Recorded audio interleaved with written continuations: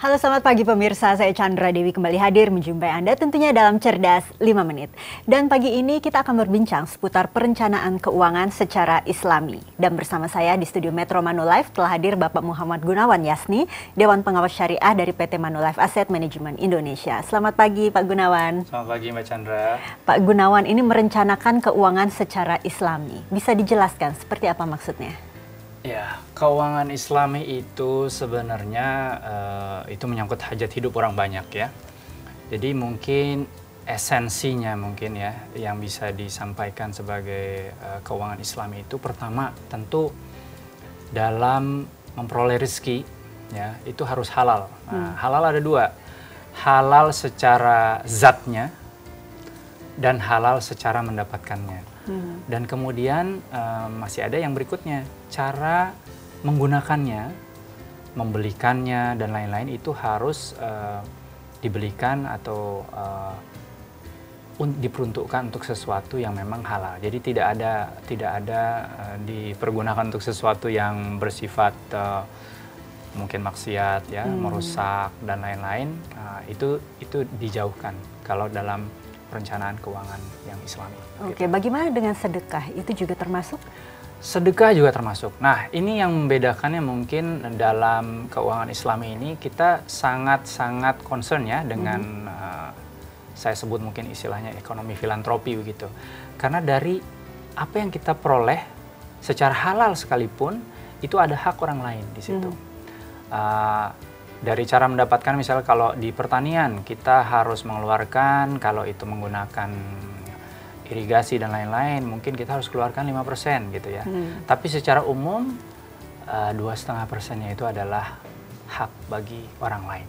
Nah, dalam keuangan Islami ketika kita bicara cara menggunakan itu ada yang disebut tidak boleh mubazir begitu. Jadi ada satu ayat dalam Al-Quran yang mengatakan innal mubazirina kana ikhwanas syayatin katanya. Orang-orang yang mubazir, orang-orang yang berbuat boros itu adalah temannya syaitan gitu ya. Jadi tidak boros itu adalah salah satu esensi yang ada di dalam keuangan Islam. Jadi harus seimbang antara memperoleh apa yang saya sebut mungkin istilahnya ma'at fid dunya, benefit di dunia maupun ma'at fil akhirah. Jadi benefit di dunia dan benefit di akhirat itu harus seimbang antara keduanya. Kemudian dari rezeki yang kita peroleh, harta yang kita peroleh, kita kelola untuk kepentingan kita di dunia, tapi juga untuk kepentingan di akhirat. Makanya tadi dikatakan dalam setiap yang kita peroleh yang halal itu pasti ada hak orang lain. Jadi ekonomi itu selalu juga menyangkut ekonomi untuk filantropi begitu. Nah, kalau begitu pertanyaan terakhir dari saya barangkali, bagaimana kiranya cara mengembangkan dana kita yang kita dapat secara halal? Nah, tentu banyak sekarang di Indonesia khususnya itu investasi-investasi yang halal ya, atau saya lebih tepat mengatakannya sesuai dengan prinsip syariah gitu. Kita kenal instrumen-instrumen keuangan Islami, ada yang namanya sukuk negara. Kemudian kalau kita ingin menjamin masa tua kita untuk keluarga kita, nanti kalau kita sudah tiada itu ada yang namanya asuransi syariah ya.